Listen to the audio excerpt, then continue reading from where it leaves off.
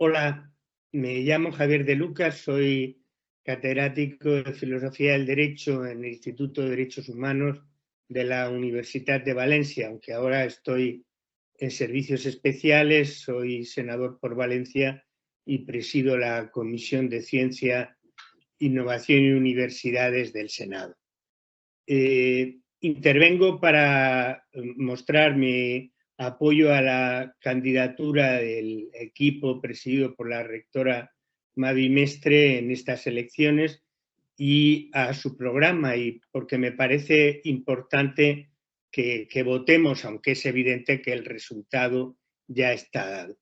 Creo que nos encontramos, no descubro nada, en una coyuntura de aceleración, de transformación del marco normativo de la universidad, no solo en general, con varias leyes, alguna de ellas esta misma semana en el Senado, sino también en el autonómico, por ejemplo, en lo relativo a la financiación, un tema clave al que se alude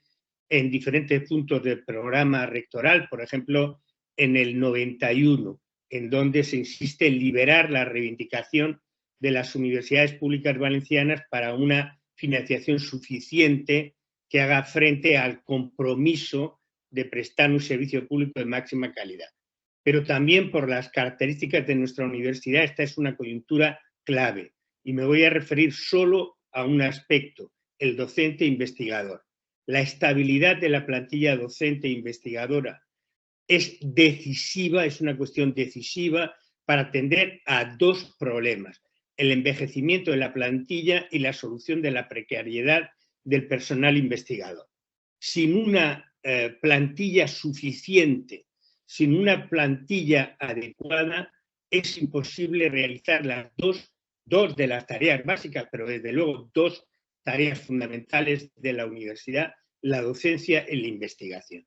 Y por eso me parece muy adecuado que en el programa se apueste por dar importancia a la transformación del profesorado y a la formación permanente, por ejemplo, en los apartados 28 a 30. Como también me parece que en una coyuntura como esta es clave la internacionalización.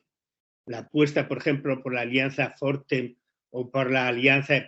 de Posgrado Iberoamericana en el punto 62 del programa me parece clave. Por eso, y como siempre en la universidad, con un apoyo que es exigente y crítico, creo que merece la pena votar en estas elecciones y respaldar el programa de la profesora Mestre.